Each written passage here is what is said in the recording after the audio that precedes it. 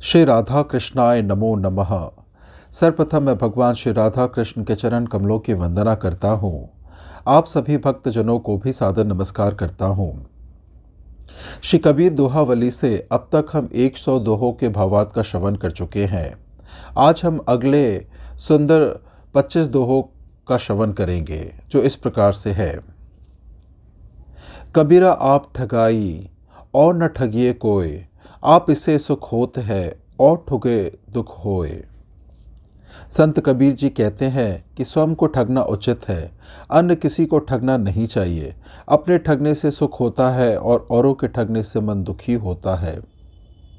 जो नैन में पूतली त्यो मालिक घर माही, मूर्ख लोग न जानिए बाहर ढूंढत जाही।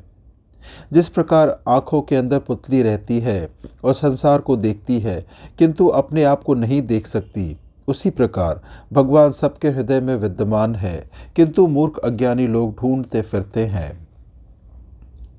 पतिव्रता मैली भली काली कुचल कुरूप, पतिव्रता के रूप पर वारो कोटि स्वरूप। कबीरदास जी कहते हैं कि पतिव्रता नारी चाहे मैली कुचेली हो अथवा बदसूरत हो, ऐसी धर्मपरायण स्त्री सभी स्त्रियों से श्रेष्ठ होती है। ऐसी स्त्री पर सारे संसार की सुंदरता निछावर कर देनी चाहिए। भय से भक्ति सब करे, भय से पूजा होए, भय पारस है जीव को, निर्भय होए न कोय। संसार के दुखों से भयभीत होकर प्राणी पूजा और भक्ति करता है। भय ही जीवों के लिए पारस मणि है, जिसके छूने से लोहा भी स्वर्ण बन जाता है। भय ही सेवक भक्त बनाकर उनका कल्याण करती है। अतः कोई भी निर्भय ना हो, अन्यथा उचित मार्ग से भटक जाएगा।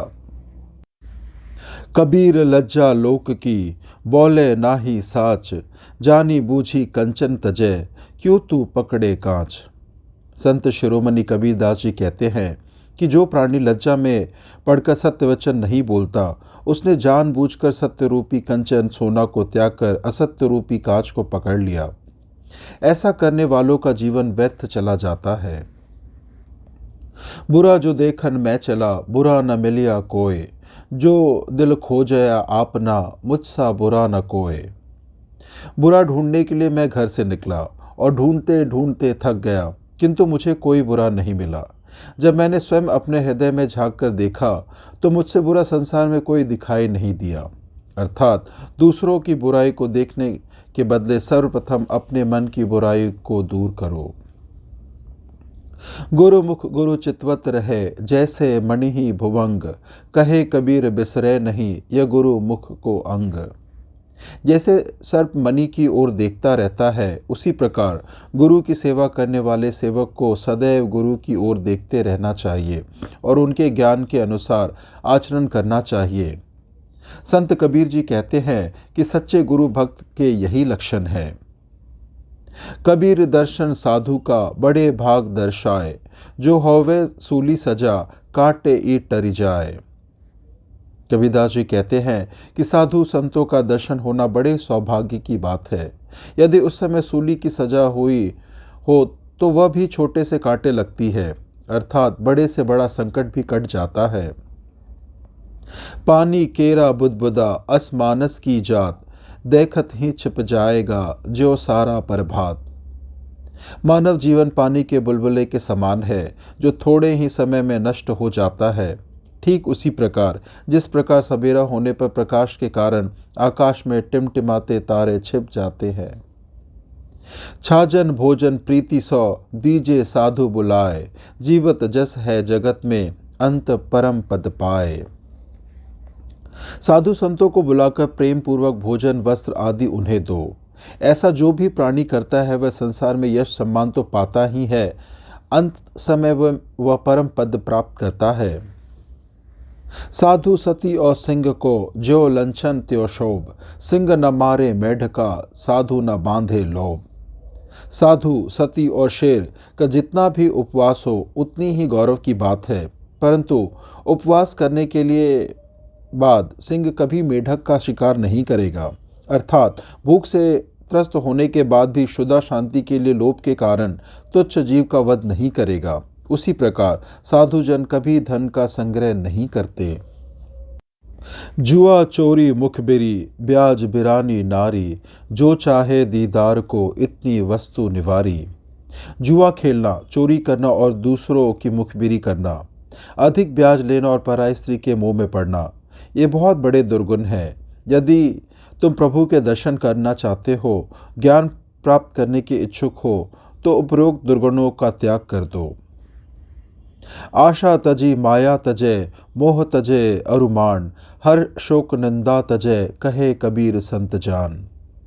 आशाओं का जिसने त्याग कर दिया, संसार के माया मोह से नाता तोड़ लिया, मान और अपमान की भावना का त्याग कर दिया, किसी वस्तु की प्राप्ति पर प्रसन्नता व्यक्त करना अथवा कोई हानि होने पर दुखी होना छोड़ दिया, निंदा और ईर्ष्या से दूर हो गए, ऐसे प्राणी को पूर्ण संत जानो। मैं अपराधी जन्म का, नक्शिक भरा विकार, तुम दाता दुख भंजना, मेरा करो संहार। हे भगवान, मैं जन्म अपराधी हूँ। मेरे तन मन में इंद्रिय भोग की भावना का विकार सिर से लेकर पैर तक भरा हुआ है। मैं इंद्रियों के वश में होकर दलदल में डूबा जा रहा हूँ। हे स्वामी, हे शरण दाता, तुम दानी हो, तुम कृपा निधान हो। मुझ अपराधी के सारे दुर्गुणों को क्षमा करके मेरा कष्ट निवारण करो। वैद्य मुआ रोगी मुआ, मुआ सकल संसार, एक कबीरा ना मुआ, जेहि के राम आधार। रोग का निवारण करने वाला वैद्य मर गया, रोगी मर गया, इतना ही नहीं सारा संसार मर गया। संत कबीर जी कहते हैं कि जो प्राणी परमपिता परमेश्वर की भक्ति करता है, अर्थात प्रभु राम को आधार मानकर सदैव उनके नाम की माला जपता है, वह प्राणी अमर हो जाता है। लघुता से प्रभुता मिले, प्रभुता से प्रभु दूरी, चीटी ले शक्कर चली, हाथी के सिर धूरी।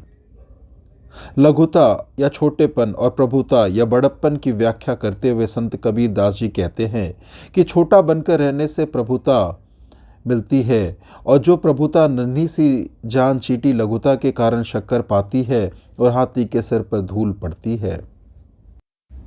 संत मिले सुख उपजे, दुष्ट मिले दुख होए, सेवा कीजे संत की, जन्म कृतार्थ होए।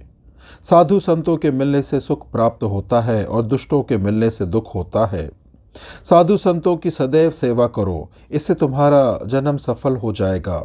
अर्थात दुष्टों की संगति कदापि ना करो, क्योंकि दुष्ट तुम्हें दुष्टता की ही शिक्षा देंगे। उदर समाता मांगी ले, ताको ना ही दोष, कहे कबीर अधिका गहे, ताकि गति नमोश। सर्वप्रथम तो मांगना उचित नहीं है, क्योंकि मांगने से मर्यादा कम हो जाती है, किंतु उदर पूर्ति या पेट भरने के लिए मांगने में कोई दोष नहीं है। कबीरदास जी कहते हैं कि आवश्यकता से अधिक नहीं मांगना चाहिए। आवश्यकता से अधिक मांगने वाला लोभ के कारण अधिक मांगता है और पाप का भागी बनता है। ऐसे लोगों की सद्गति नहीं होती। पंख होत परबस पर्यो, सुआ के बुद्धि नाही, अली बिहुना आदमी, यो बंधा जग माही। तोता बुद्धिहीन होने के कारण पंख होते हुए बंधन में पड़ जाता है, अर्थात मनुष्य उसे पकड़कर पिंजरे में डाल देता है। ठीक उसी प्रकार अज्ञानी मनुष्य मोह रूपी अज्ञानता के कारण संसार बंधन में बंधा पड़ा जाता है। 5 तख्त का पूतरा, रज बीरज की बूंद, एके घाटी नीसरी, ब्राह्मण क्षत्रिय शूद्र।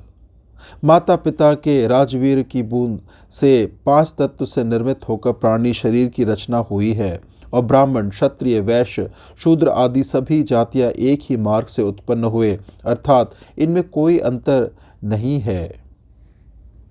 चियटी चावल ले चली, बिच में मिल गई दाल, कहे कबीर दो ना मिले, इकले दूजी डाल।